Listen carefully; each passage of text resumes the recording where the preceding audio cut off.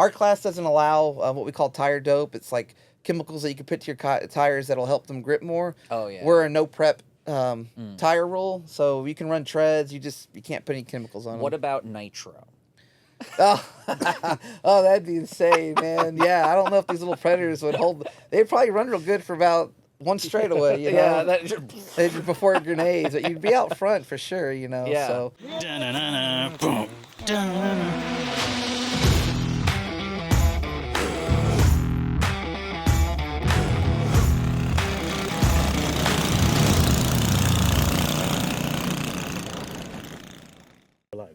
Oh man, Facebook Live. If you're not on Facebook Live during these things, you need to get over there and throw out a few questions, some comments, and some emojis.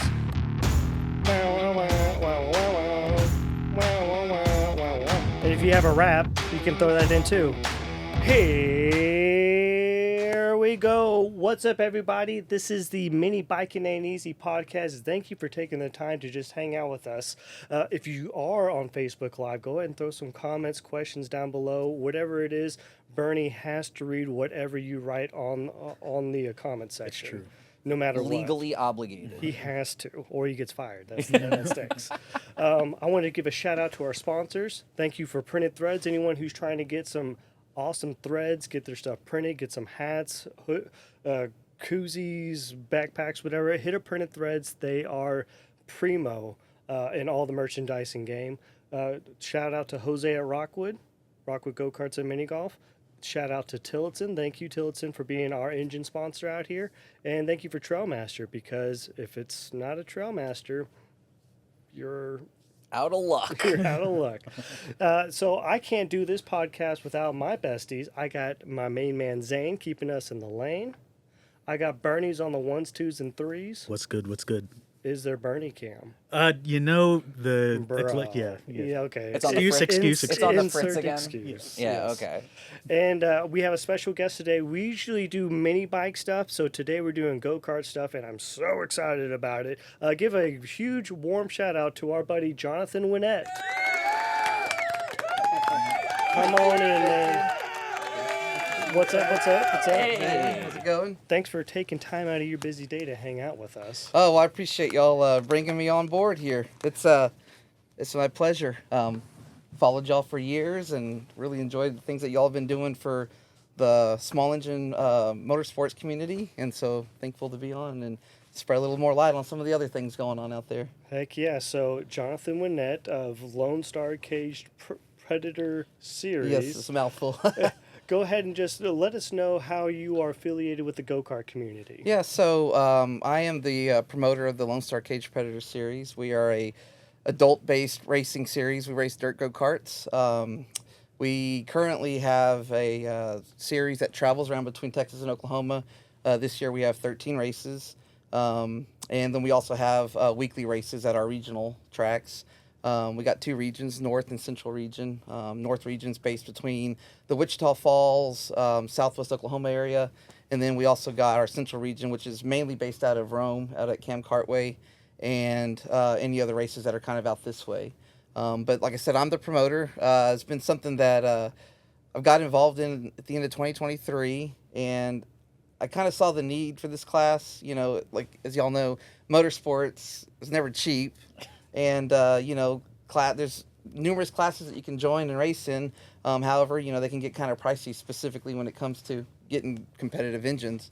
And our whole class is based around fun yet competitive competition that is as budget-friendly as a motorsports series can be. We run the 212 Predator engine that you buy from Harbor Freight. We take them out of the box, we seal them, we put a seal on the head and seal on the side cover. And so therefore, guys can't go in, change cams or anything like that. So they're pretty stock. We do allow you to change from a stock flywheel to an arc flywheel, just specifically mostly for a safety reason. They're a little safer at higher RPMs. You can change the exhaust pipe and take the fuel tank off and run a top plate and a fuel pump. Other than that, it's completely as it is from Harbor Freight. Now, what about the? Can you remove the governor on these? Yes, so okay. you can't take the governor out, but you can bypass the governor. Okay. We've had people like, "Oh, I want to take it out." It's like, well, you start allowing that, then people are in the engines, and then it gets real tempting to want to change things. So the governor's got to stay intact internally, but you can bypass it on the outside. So the governor's dismantled or disabled. So okay, gotcha. we're able to get our engines up to 5,800 to 6,000 RPM before you start having any kind of valve float. So they do pretty good for a stock engine. Do you put in heavier valve springs or leave them at the 10.8s? So we pretty much, our rules state that they must be the 10.8s. So typically what happens is somebody will buy one, run the stock valves for a handful of races, toss those out, and they'll go get 10.8 springs to put in there.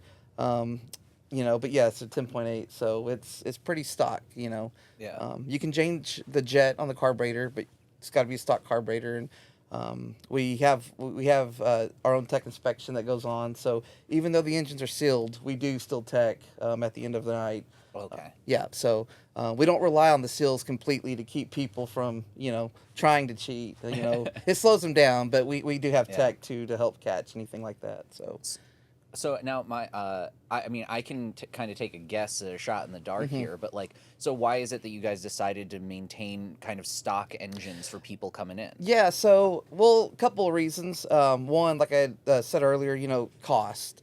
A lot of the guys that race with us typically are dads or older guys that want to race, or just guys that don't have a lot of money. You don't have a big budget to be able to go spend $10,000 or $12,000 for a 500cc Outlaw engine. I mean, that's pretty pricey. So the whole point of this class was to be able to provide a class that guys can get into, and the main cost of this class would be buying your go-kart. Other than that, the motors, like I said, for about $300, you could have a completely ready-to-go race engine that puts you on the same level as the guy winning all the races or the last place guy. Okay. And what ends up doing is when you see our races, it ends up being really close, tight racing, which lends itself to having more fun when you're out there racing, and it gives everybody the chance to feel like, well, I can go spend $300 and have just as much of a shot at winning as that guy. Yeah. It takes kind of the most expensive piece of motorsports out of it and puts it more in the driver's hands and the go-kart setup, gearing.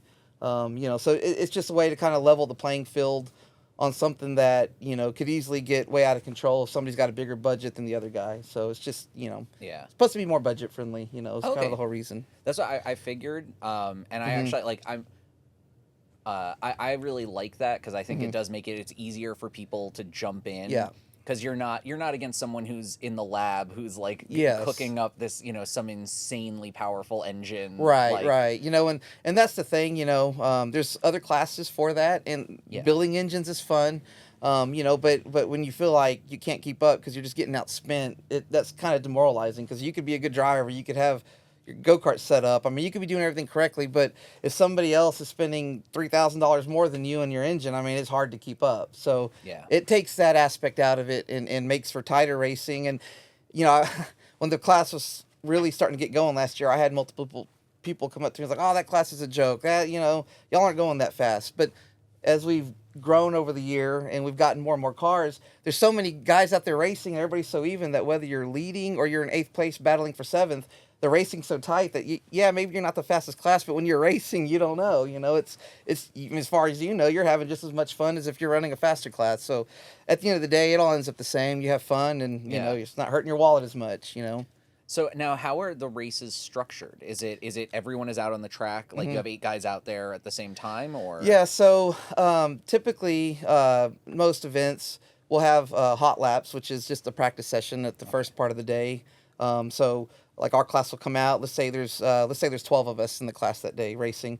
They'll normally split that up into like 6 and 6. That way there's not too many guys out there at once practicing. But you'll get like 3 or 4 laps to hot lap, and then after hot laps, first round of heat races will come through, and you're lined up in your heat race by a random pill draw. So you'll draw a number. Let's say you draw number 1. Well, that means you'll line up the pole of the first heat race. Everybody else is lined up accordingly. You run your first heat race. And then for the second heat race, basically just invert the lineup. So if you lined up pole in the first heat race, you're lining up dead last in the second heat race. Oh. And then what they do is after the first 2 heat races are done, they take your average finish And so let's say you got first in the first heat race and you started last and got third in the second heat race. Your average finish might be higher than another guy, so you'll be lining up further up. So if you had the highest average finish, you'll be lining up pole and so on and so forth. So that's typically what happens. Some tracks will do different formats. We have some other races where we do passing points. So if you line up sixth in your heat race, but let's say you pass 4 guys and finish second or third, well, technically you gain more points than the guy that started on the pole and won. So that'll put you ahead of him. So each track is a little different. Most tracks run the 2 heat race format. Some run the passing points format. So right now with our series, we just kind of go with whatever format each track's running. Okay.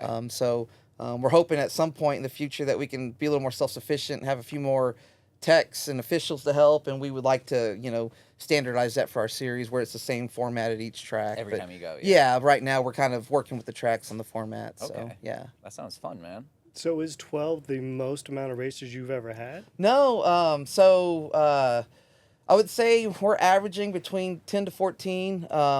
We had a race a couple of weeks ago. It was our first race of the season. It was non-points race, so we had 15.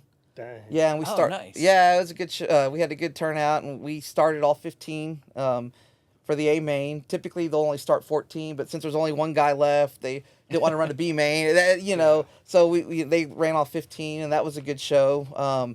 We have our next race. Was it February 21st and 22nd in Wichita Falls? It's another indoor race, and we're looking at having 20 plus for that show. And then the next show after that's also another indoor show, and we're looking at having 20 plus for that one. The class has grown quite a bit. Last year, we had one race in Altus, Oklahoma, the Spooker Nationals, and we had 14 show up at that race. And to that same exact date, 1 year earlier, we only had 5. Dang, you definitely grow. Yeah, whoa. so the class is growing. I'm getting people reaching out almost daily, asking about it. Where can I get engine sealed? Asking just various questions. So we're gaining traction, and hopefully we can continue on to grow and be a class that will stick around for a while. So if someone wants to get on, there's enough time because you said points racing is until next weekend. Right, correct. So technically, could someone join your group? Oh, yeah. So that's kind of something that we've worked hard with our series is we've tried to keep this class as cost effective as possible. With that being said, we have been able to stay away from charging like a yearly member fee or anything. It's free to join. You just got to get yourself a cage cart and get yourself an engine. You can go to Harbor Freight, pick one up, and reach out to one of our approved engine sealers. Or you can buy one that's already sealed. We have some for sale, and you can throw one on the cart and be out there next weekend racing with us. All of our rules can be found on our Facebook page, and everything else, up to date information I post daily on there. So. Okay. I keep it up to date so people can get on there and quickly figure out what's going on. Is there a weight limit or anything? So not a weight limit. We do have a minimum weight. Our minimum weight for this year is 430 pounds with the driver. Okay. Last year it was 400 pounds.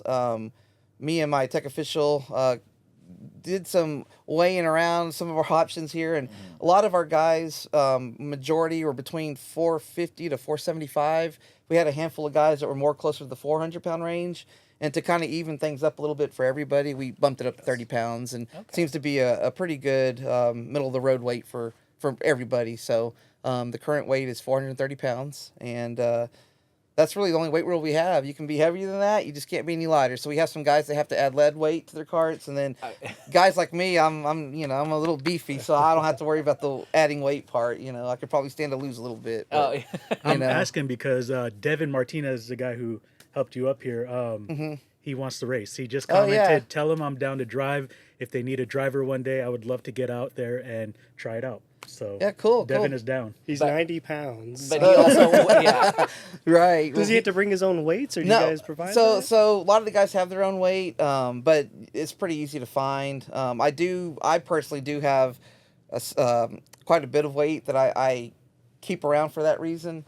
I had a rental cart last year that we would rent out for $100. So, and you didn't have to have any driving experience. Like if somebody's like, I want to try that, it's like, well, $100, you can go race tonight. And I had weight around for that. That way, if they were underweight, we could add weight. But like I said, there's guys that have multiple carts, and I'm sure they'd be willing to rent them. Make a little extra money for the night and let somebody else get to try it out for the night.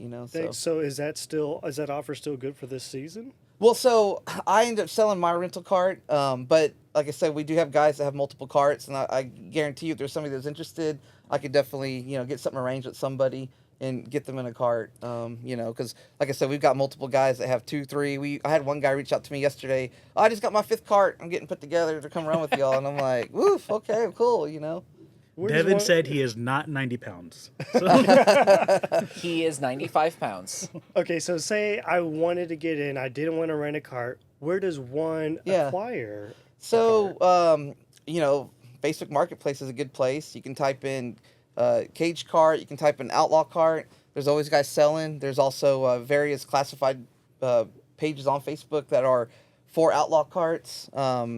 Like I said, most of the guys run what we call outlaw carts, which are flat carts that have roll cages. But the roll cages, they're called shaker cages. They're on springs, so you can sit there and shake the cage, and that helps the chassis flex. There's other cage carts that some of the guys run that the roll cages are actually welded to the frames. Those are called champ carts, but we allowed them to run. But you can get online. I mean, I've seen champ carts.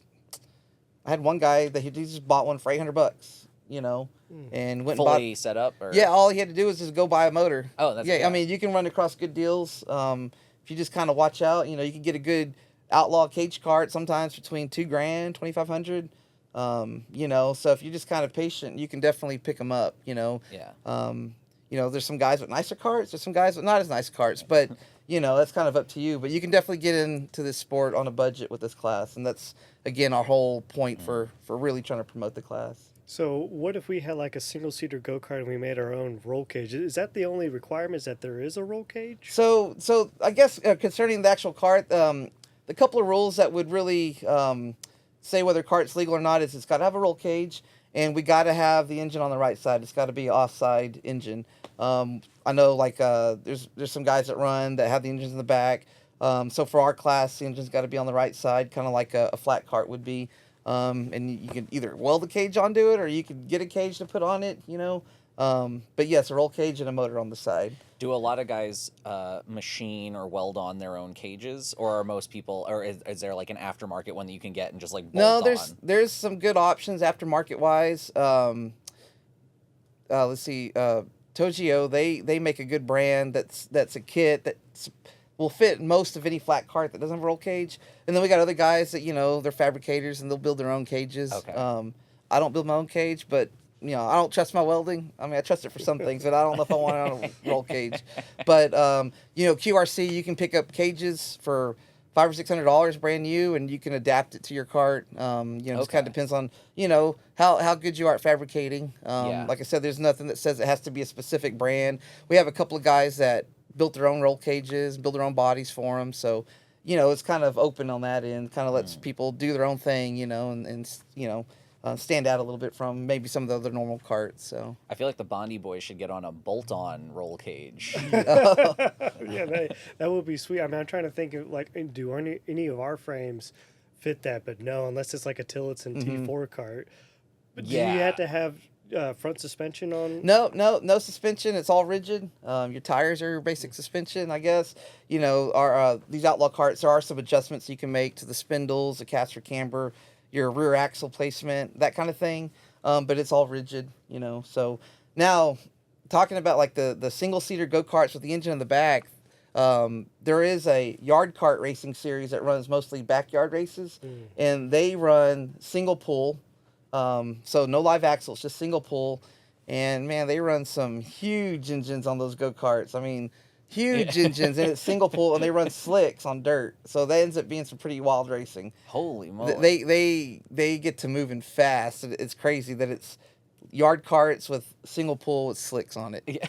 It's insane, but man, they get to hauling pretty good. Slipping, sliding around the backyard. They want every single variable that there is on that cart. So. Right. They're allowed to run dirt tires on the 3 corners, but the drive tires got to be a slick. Oh, so they're like half out of control the whole time. And for it being a slick tire, single pull, it's insane the motors that they're putting on them. I mean, it's cool, but it's like, man, you don't need that much motor, but man, they get after it. So now, do you do this kind of racing? Is that something that's in your wheelhouse? So I do. So that's kind of the cool thing about the go-kart stuff. I know I think the backyard thing started really taking off around COVID when everybody's kind of stuck in, the Yeah. house a lot. A lot of guys at property started like, I could build me a go-kart track out back, and they started doing it. So there ended up being a lot of like backyard leagues. I run a flat cart, like kind of like y'all's Tillotson that y'all have. They have classes like that run backyard, and they also have the yard cart class. And the yard cart class is no roll cage. Like I said, it's just any go-kart you want. Just got to have a single pull. Like I said, I'll run my flat cart on dirt, and the backyard racing's a lot of fun too. I always tell people like, man, get you a cheap like flat cart. You can buy those cheap sometimes, $500-$600. Put you a motor on it, and the backyard racing is fun because it's so informal. Like you show up, like people are just kind of like grilling and hanging out. It's like having a barbecue, but there's a race going on. It's just a bunch of dads hanging out. It and is, racing. Yeah. like sometimes they'll bring their kids out, and their kids will run their go-karts, but the dads get out there, and it's competitive, but it's almost like the rawest form of just going out there and driving hard and having fun. It's like if you went to Rockwood Go-Kart with your buddies, like you're just going out there. You don't care really who's winning. You're just having a blast. And that's backyard racing is definitely something to check out. We have a whole bunch of tracks here in North Texas that are backyard tracks, and they'll host races, and it's like $10. Oh man, we're gonna have to go check one of those out, Burns. Yeah. Are all those races with the one wheel slick? Mm-hmm. Yeah, so for instance, they'll have different classes. Like the backyard races, they'll have the yard carts, which is the ones I was talking about with the single pull. Yeah. There's a couple of groups on Facebook you can find. It's like the East Texas Yard Cart group. They're really big. They have pretty good turnout at all their races, and so they'll have that as a class for the day, and then they'll have like the flat carts, like with the Tillotson y'all have. They'll have a couple of classes of those. They'll have like a stock Predator. And then they'll have what they call a stock appearing, and that's the class I'll run in for the backyard stuff. Well, basically, the only rule with stock appearing is it's got to look like a stock Predator from 3 feet away. Yeah. Yeah, that's literally the only rule. So it's wide open on the inside of the motor. So like right now, I bought a Stage 2 kit from GoPowerSports, put that in there, and I've had some pretty good luck with it. It's been a pretty good little motor. The good thing about backyard tracks is they typically go dry slick a lot. And so, you got some guys out there with some bigger motors, but they can't hook the tires. Yeah. And so my little Stage 2, that I've gotten from GoPowerSports, the kit I got from y'all, man, I've been able to hook it up and, run pretty good. So, yeah, so like I said, you could go in as expensive as you want or go in as cheap as you want. It kind of just depends. But it's really more about the fun. It's exactly not about highly the fun. competitive. Yeah, they get out there and it's competitive, but it's just about fun. Going out there and throwing slide jobs and passing guys. It's just a lot of fun too. Now, do you guys ever do either dirt drag races on with the carts, or have you guys ever taken them out to like Yellow Belly or a track like that? So I have never. I do know a couple of guys that have taken their carts out to the drag strip and just kind of played around like on a practice day. They said that was a lot of fun. I've never done it, but I could definitely see how that would be pretty fun because you could really get that thing geared up where you just going from top in, man, and just let it sing. Just Yeah, so no, like I said, I know the mini bike stuff's pretty big with the drag racing, and I know some of these indoor events still have like mini bike races during the go-kart programs too, so I definitely been seeing that a little more often, so like I said, they're two different cultures, but at the end of the day, everybody just wants to have fun on a small engine, so it doesn't really matter what you're driving, it still feels fast, Yeah. Is it faux pas to have mini bikes digging into your go-kart yard, your track at all? No, so You think about the misfits? Is that why? No, I'm just thinking, could you not blend the two communities together, or does one not like a mini bike running up the track or something? Yeah, so I think it goes down to how the track's prepped. A lot of the backyard tracks typically, again, because they're prepped by just the guy that owns them, doesn't have the full amount of time that maybe a track owner would normally, so they typically get dusty and dry slick. The running up problem would only be a problem if the track was really watered. The big 500cc outlaw carts, they can do a number on running up a track because they're going so fast in the turn that when they set up for the turn, their right rear tires are digging in. And so we've had issues with our class going racing after them in the night. And, oh, man, it's rough. It's because the track was, really, really soft that day. Those go-karts were digging in and rutting it up. I don't think a mini bike would run it up quite as bad as the 500cc Outlaw carts, you know. So I don't think that would be a issue. But like I said, I know that there has been times when they have had the mini bikes out there at the same time. Oh, so you're talking about like a backyard mini bike race. I mean, you can just have a bigger event if you say, all right, we have go-karts now, and oh, hey, we got mini bikes going next. Yeah. But yeah, just That'd a be pipe cool. dream. Yeah, well, you know, I think it's always good for track promoters or event promoters to think outside the box a little bit, because at the end of the day, you know, everybody needs to be able to pay their bills and everybody wants to race. And so if you can, you know, make that work, which I don't see why you couldn't, you know, I think it would be a pretty cool atmosphere. And, you know, I think, you know, like you said, the mini bike culture is different, but at the same time, it's all the same. I think it would, you know, probably spill over and have some positive effects on the dirt go-kart guys, you know, vice versa, you know. Okay, and I mean, both of them are, like you said, both of them are about having tiny engines that go real fast.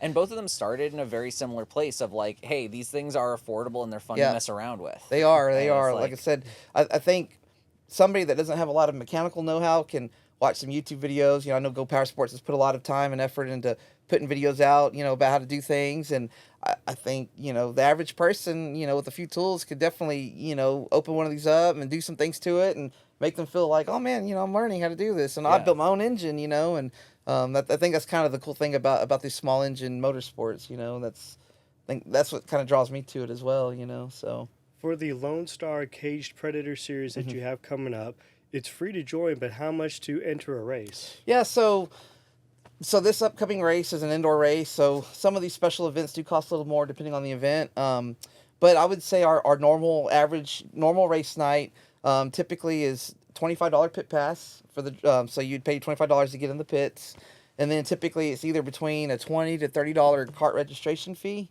and that's it as far as the cost to race. Typically that $25 is your pit pass, but that $20 or $30 entry fee that you pay for your cart, typically between 50% to 100% of that $20 or $30 is paid back for the payout. So for instance, like some of these tracks will do a top 3 payout. And so what they'll do is, let's say there's 10 carts at $20 a piece. Well, that'd be $200. Well, that $200 gets split up between the top 3. Okay. So first place would get 50% of that. Second place would get 30. Third place would get 20% of that. Okay. And that's pretty typical. So that normally that cart entry fee is basically going back to pay the purse. Typically top 3. And does the cart entry fee, does that include, like, is there a tech fee or anything, or not really? No. That's, I guess you could say that's all included. You know, if you get pulled out to tech, that's part of the track's obligation. Okay. Or as in our case, the series' obligation. So that's just to the track. The series, we don't charge anything. So if we're having a race at this track, you show up, you pay their pit pass, you pay their cart entry fee. The series, we take care of our end at no cost to the driver. So it's not another $20 to the series. Some series do that. You pay your cart, your pit pass, and then it's another $20-$30 to the series for the night. We don't charge anything like that. Now, at the end of the season, what is it like? At the end of the season, you, I'm assuming, add up points. Yep. And what does the winner get? So, you know, that's you know, one thing with the growing series. So last year we gave for the Challenge Tour, that's our traveling series with the Lone Star Cage Predator series, we had awards for top 5. Okay. So for last year we had 5 really nice trophies that I had made. And then the winner of the championship got a big banner, which was pretty cool with their picture and how many wins they had and all that stuff. And then our regional guys that won, our North and Central region, top 3 in those points were awarded trophies, and also the champion got a big banner flag to hang on their wall. And so that was what they had gotten last year. This year is going to be the same. We're working on trying to get some more funding to try to maybe offer like a small point fund as far as money is concerned for like the top 3 of the Challenge Tour. We don't have anything set in stone on that, but it will be top 5 awards again. You know, so that's kind of been a big deal for us, is trying to help the racers feel like they're accomplishing something. And that's part of the reason why, like I said, us as a series, we're not charging like a annual membership fee or a nightly fee. We're trying to make this racing as feasible and as accessible and cheap as possible for the guys. And, you know, having sponsors such as GoPowerSports come on board with, you know, GoPowerSports is providing top 3 with gift cards. First place is getting 50, second's getting 30, and third's getting 20. We brought that on last year, and GoPowerSports came back on for this year, and that's been something that a lot of the drivers have been very appreciative of and excited about. Our whole point for our series is to try to give back to the drivers. I've been working with the tracks, and I've been able to kind of get established for our series instead of just paying top 3, paying top 5. If I can get more funding, we want to pay further back because, everybody wants a chance to feel like, at least want my entry fee back or something, Yeah. Everything's normally top 3. So even if it was just top 5, at least a few more guys, get something. Yeah, well, yeah. Yeah, so that's kind of been our whole thing, is to keep it accessible, cheap, and make it something that, people want to run and then be a part of, So I'm curious on sponsorships. Are there any other sponsors other than GoPowerSports? Yeah, so, we got GoPowerSports on board again this year, which has been very, very well received by our teams and drivers. We also have Classic Freight Systems. They do logistics managing. They were on board with us last year, and they came back on this year. We picked up a few new sponsors that we're excited about. Excalibur Racing Chassis. He's an outlaw kart chassis builder out of Graham, Texas. Okay. And he builds some beautiful karts, very nice looking. He came on board. He's our heat race sponsors.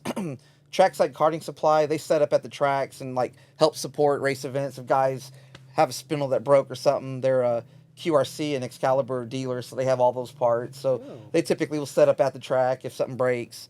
And then we also have Lone Star Racing Engines out of Pflugerville, Texas. Okay. He specializes in custom mini bikes and motor builds as far as for mini bikes, go-karts, quarter midgets, all that stuff. Any small engine thing you could think of, he handles. And then let's see, we also have we've got Trackside, Excalibur, Classic Freight, GoPowerSports, and let's see, I'm trying to think. Oh, Texoma Food Equipment Services. They've come on board, which I've been very thankful for this year, and they provided the money and all our tech tools for our series official to provide our own tech for the series. Last year, we were kind of dependent on the track's tech officials. This year, we're more self-sufficient, so we have our own tech guy. So they're sponsoring our tech. So at the end of each race, I'll have a tech report on who all got teched, what was teched, and that way there's a sense of transparency with the series. So nice. But yeah, they've all come on board this year, and I've been very thankful for it. It's definitely helped, So. Oh yeah. Would you ever change from a Predator 212 to a sealed Tillotson engine? That's definitely been. We've talked about that some. Probably anything we wouldn't do in this season, obviously. I know there's been times when Predators have gotten hard to find at the stores. And I know that Tillotson does have a pretty good program as far as, supporting the racing community with their sealed engine. I know out on the West Coast, the Cage Clone class, that's basically the same as ours, but they run the Tillotson. They have a lot of good luck with that. So it's something that we definitely keep in mind. Like I said, right now, everybody's just got a lot of Predators sitting around, so we're kind of going with that avenue. But I definitely think that, if things change, we definitely want to keep evolving and growing. And if that ends up aligning a little better with keeping everybody on the same playing field, and keeping things, legal, then I definitely think that would be something that we would consider, in the future. So, because if you did make that jump, talking to the higher ups, that would be one avenue to bump up sponsorship. If it was through Tillotson, just because we're a Tillotson dealer. Yeah. So anything that kind of helps us out, that helps you guys out. I just want to put that in the back of your mind. Yeah, I appreciate it. No, like I said, that is definitely something worth considering. I've been following it on the West Coast, and they have a really good class out there, and that's what they're based off of. So, like I said, I think it's something that we would definitely always consider. We've talked about it a little bit, So, you never know. I think as a series, you try to think ahead, and unfortunately, that does ruffle some feathers with guys. For sure. And it's always a balancing act when you're trying to keep a class sustainable and growing, and then pleasing everybody. Unfortunately, it's just those two don't really go together. And that's one thing I've been learning, promoting the series and getting my own tech official, getting our own series official. He's been working with me, and it's just been a learning curve for us on, what's best for the class, what's best for the sustainability. But then, you don't want to piss everybody off, but you're always going to have somebody that's like, oh, you need to do this. I'm like, I know, but we got to think about the majority here, so it's definitely something to consider. And that stuff changes, Right. Yeah. But I think it would be, obviously it would be cool on our end Yeah, if yeah. you guys were doing that. And I'm sure we could figure out something for doing like a race package of some kind. Like, Yeah. that'd be and kind of cool. Like, Tillotson would be down. I mean, they love the racing. Yeah. They definitely, Yeah. we're picking up more 2-4 carts here currently too. So yeah, they're looking for a foothold wherever we can get it. Right, because I reached out to Harbor Freight, a while last year about, maybe trying to get some sponsorship or some support, and it's kind of I know Predator has their Ghost engine. Nobody really runs those in the racing community, but it just, you with as many classes and carts that are running the Predator state, across the country, I sometimes feel like, man, I wish Predator would get a little more involved, like Tillotson does, and give a little more support to the racing community, because honestly, I think that's who's buying most of their engines at Harbor Freight. I mean, I can't tell you how many times I go to Harbor Freight and there's not a Predator engine on the shelf. For sure. And it's not. I don't think there's too many guys that are putting them on their generators. It's, No, they're going on go-karts They're somewhere. going fast on them. it's Yeah. 'cause- it's because Day-Day's buying them all. Man, we went down to LA. We walked out with maybe 13 engines just stacked up. Oh, nice. Yeah, it was pretty cool. I know it's funny when you Harbor Freight, they go on sale for like $100 every now and then, and you'll see guys with shopping carts, and I'm Just like, walking. yeah, I'm like, golly, man, okay, Pallets of them. exactly. Now you were talking about, so how many other series are there out there in the United States? Because you said there's like a West Coast series, it sounds like, that does So- really similar, except they're running Tillies. Yeah, so they're I don't know if you really call them a series, but they bounce around between a couple of tracks there in West Coast, but California, Oregon mainly. There's a handful of indoor tracks and then a handful of outdoor tracks, and the good thing about running the Tillies is all the tracks are on the same rule package. Oh, okay. Because it's a sealed Tillotson. Every track is on the same rule package, and so that really helps the class grow at each track. That was kind of our issue when I took over the class last year, or started promoting the series. Was some tracks had this rule for our class, and then this track over here was trying to do almost the same rules, but different rule that made it where it's like, this guy can't just run what he has over at this track. And I've worked hard with the tracks on getting everybody on board with the same rule package. That way, it's like, hey, if you wanted to go run this track tonight, you could. Or if you wanted to go run that series, you can. You don't have to change anything. Okay, yeah. So, the West Coast, they've kind of got it all pretty unified. And I think we're getting there now here in North Texas with the series and everything. I think any tracks that are interested in running the class have reached out and like, we want to run your rule package. That way, there's no difference. Yeah. That way, it's like, oh, well, this track they run here and they run this rule there. There's no question about it. Everybody runs the same rules. You want it, yeah. I mean, it's probably nice for the guys racing too to show up, and then it's like you don't have to remember an entirely different set Exactly. of things that you need to be prepping for. Yeah. So but as far as any other kind of like series around here, there's really no other series that's doing what we're doing. And if I'm wrong, I don't want to make anybody mad, but with the Lone Star Cage Predator series, we have our touring series. Like I said, we go to 9 different tracks, 13 races. So it's like a traveling series. And then there's guys that run for track points as well. But that's why one of the things that I've been touting a little bit is, we are one of the fastest growing go-kart series in North Texas right now. We're gaining speed, we're gaining steam, gaining new guys every weekend, and I think that's the thing that's lacking in the local dirt go-kart community is there's tracks running, but there's really no added hype to it. And, at the end of the day, we're all adults running go-karts, so I know we're not like running NASCAR or anything, but I think everybody wants to feel like they're a part of something cool and neat and awesome and a little bit bigger than themselves. Yeah. And so that's what I've really strived to provide is, something that makes them feel like, oh man, I want to race, and it wasn't just like, oh, I want a local race. It was like, oh, it's being posted about, there's talk about it. There's people watching that aren't just in the class. And so I've really tried to make that more of the thing for the classes. Just provide hype and buzz around it. That way, people want to be in it. You want to feel like the main character. Yeah, like there are times where that's nice, and especially when you're in the race like that, like everything narrows down for that tunnel vision for the race. And it's like you want to feel like this means something. Well, it's kind of funny because I'm also a competitor in the class, but I'll go on and talk about guys that have won this past race, and I'll do like segments on our Facebook page about them, and I try to really make sure that like we had a gentleman, Michael Walker, at our race a couple of weeks ago. He started 15th, finished 4th. You know, he was a hard charger for the night. Whoa. I make sure, you know, and get the word out, you know, and try to highlight these guys and their accomplishments. You know, they want a heat race. I try to make sure and post it out there because it's important for them. You know, you don't want to spend all this time, money, and effort, and then, you know, nobody know that, you know, whatever it is you accomplished, you know, and at our awards banquet last year, you know, it was almost like a very proud dad moment because I saw how happy the guys were for getting the awards and like how thankful they were to have been a part of it. Yeah. And I'm like, man, that's awesome. You know, that's what I wanted, you know, and hopefully you can continue to, you know, add to that.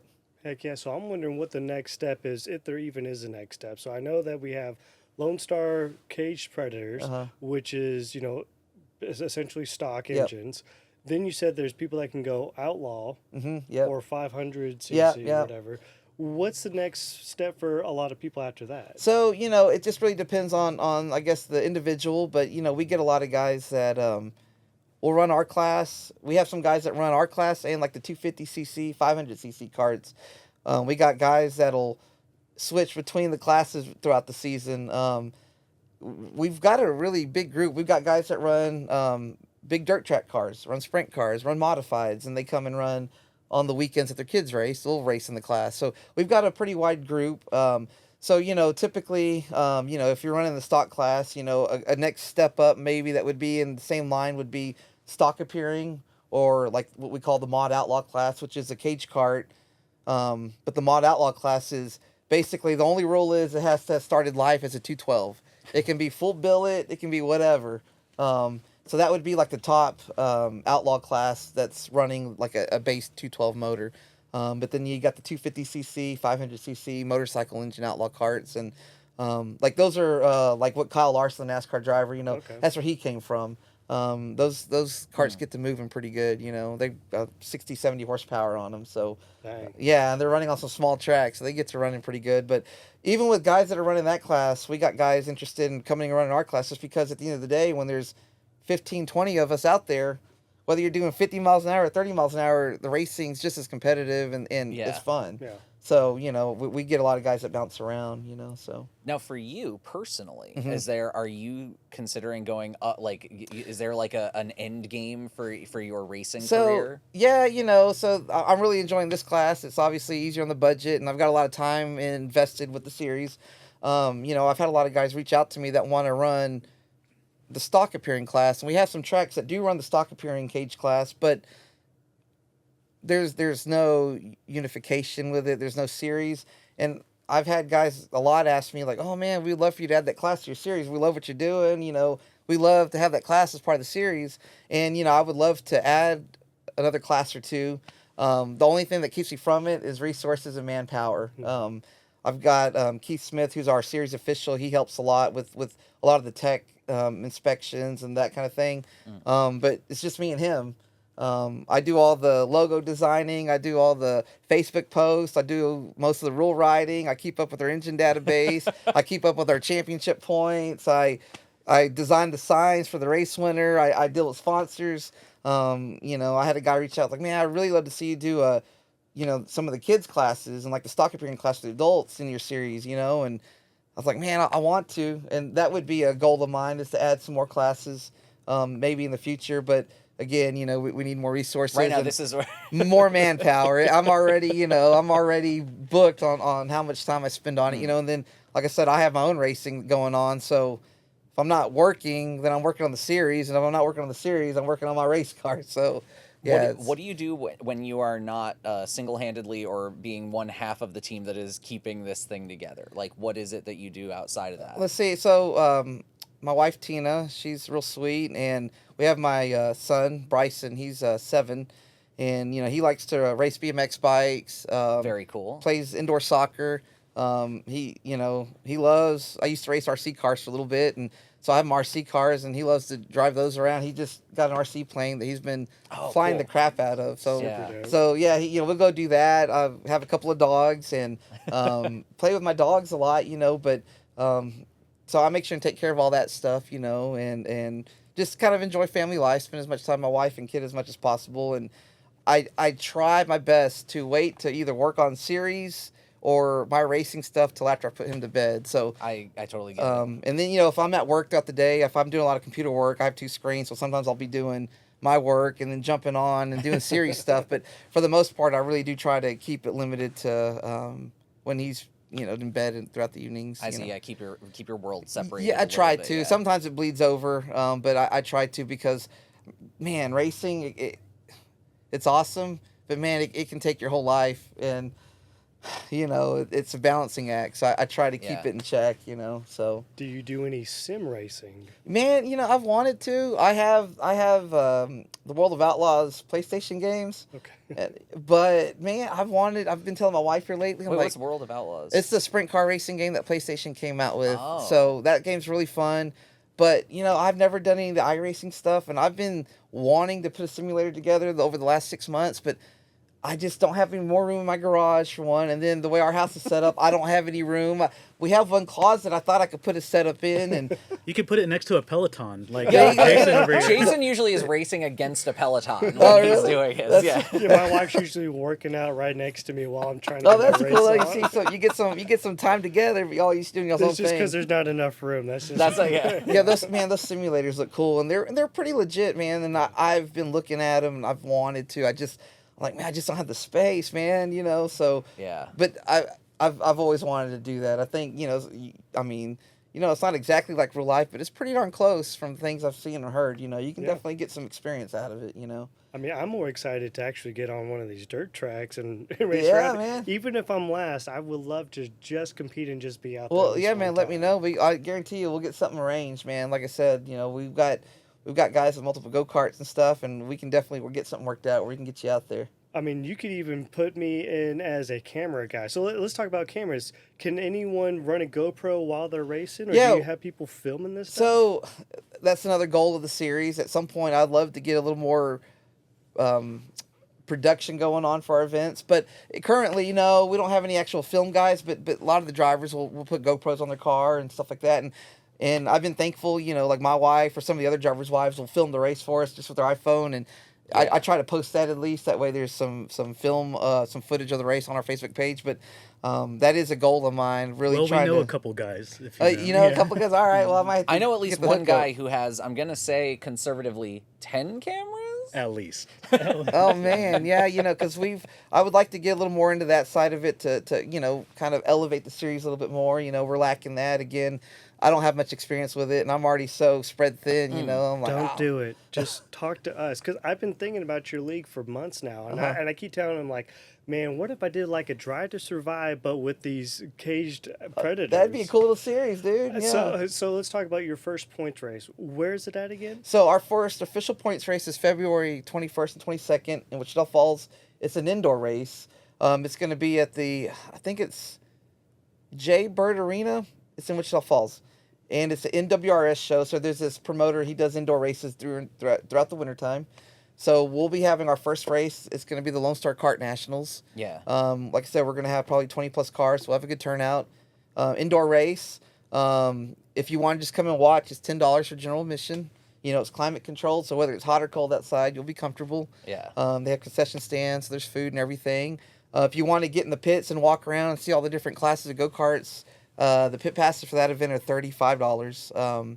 And that gets you in the pits. You can walk around and talk to everybody. And, most of I would say everybody's pretty helpful. And if you interested, don't know anything, you ask them questions, and everybody's more than happy to explain things to you or explain what's going on, So we get a lot of people out there just to watch, nothing else to do. And like, oh, let's go watch some go-kart racing, Is your racing Friday and Saturday? Yeah, so the MWRS shows are 2-day shows. So Friday will be practice in our first heat race.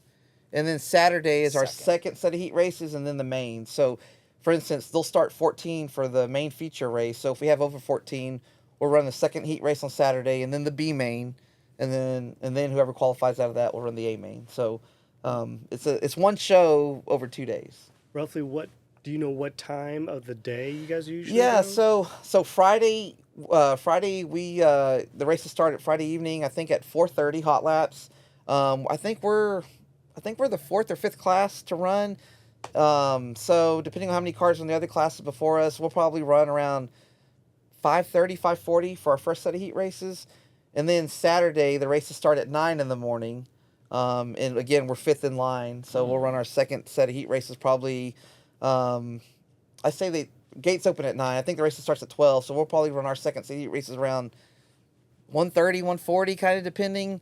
And then we should be running our A main by 4 o'clock, 5 o'clock, but in between all that, there's all the other classes racing too. So there's little kids racing, there's full-on adults racing. So I think we'll have like 18 classes racing over those 2 days. So there's a lot of different classes hitting the track. That's Interesting. So how about when's your next race over at Cam Cartway? So let's see, our next race at Cam Cartway, I think our first challenge race of the year at Cam Cartway is going to be, I think, June 13th. That's going to be the High Hand Hustle. They have a race every year called the Poker Run. And it's kind of a cool thing. You run your race and you come in, and there's a table, and you're dealt cards all night. And whoever wins the hand wins like a pot of money at the end of the night. So our race coincides with that night for them. And so we're calling our series race the High Hand Hustle.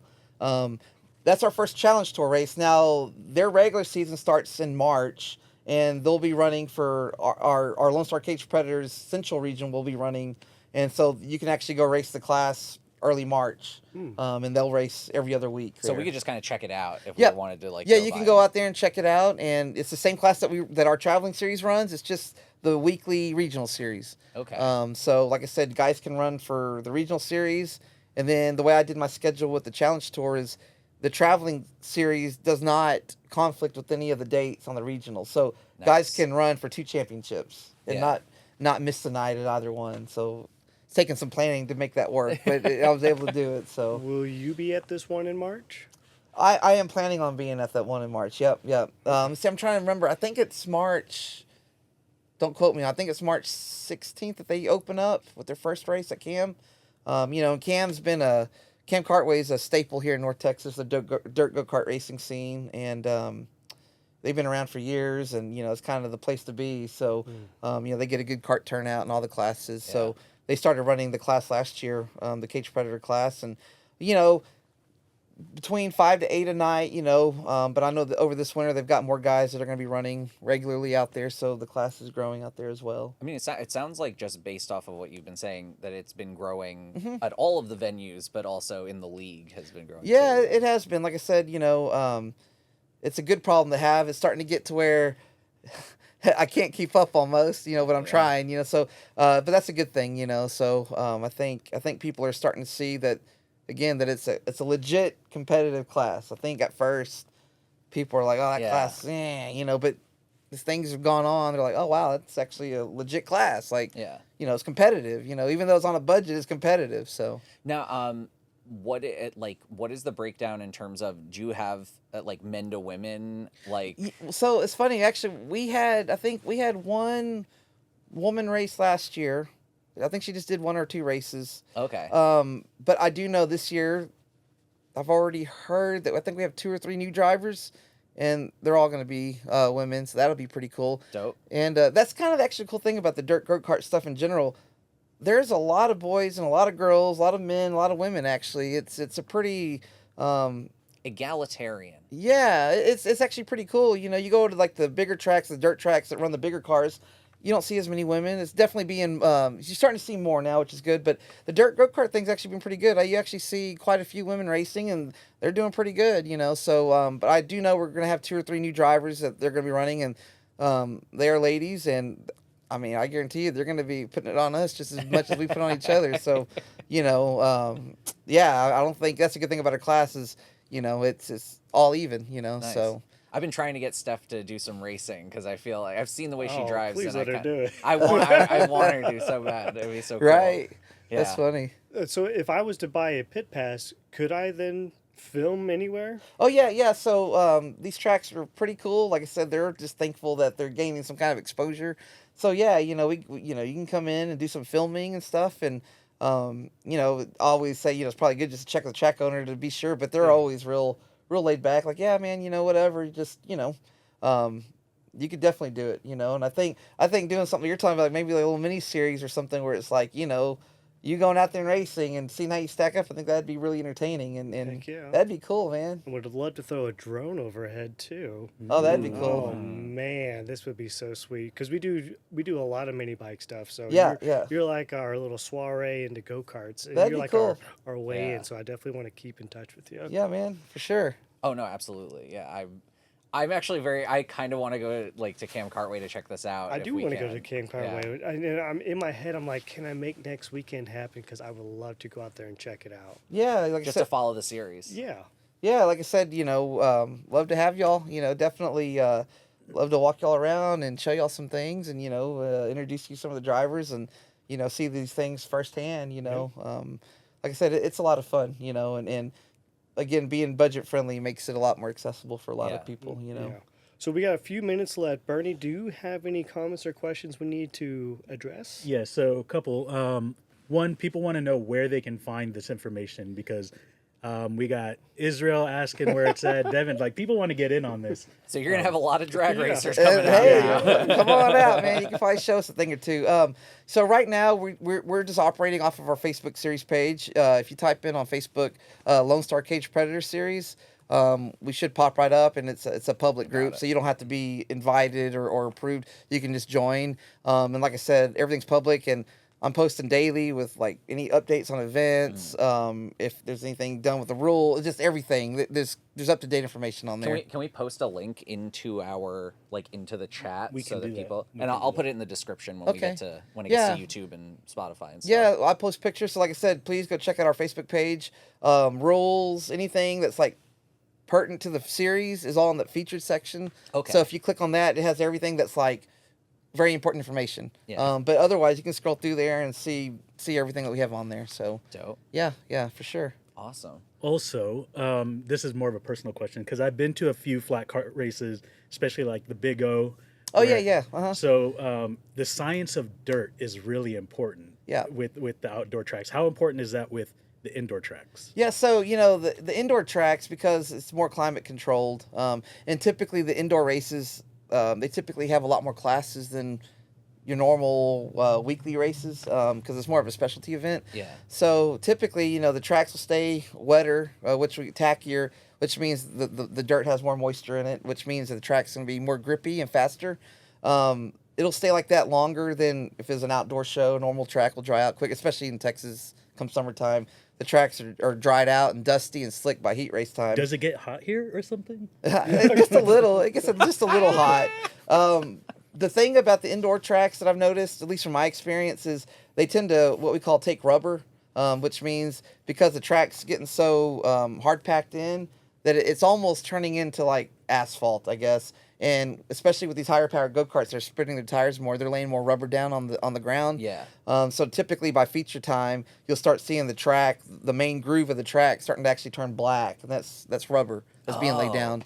And so typically that ends up adding grip to your car, and typically that actually adds too much grip to your car. So you got to change your go-kart up a little bit, your chassis setup to try to account for that a little bit. Okay. If a track's dry, you're trying to get more bite to your tire, so you go down on tire pressure or do other things to your cart to get more bite. So you do kind of have to keep a watch of the track.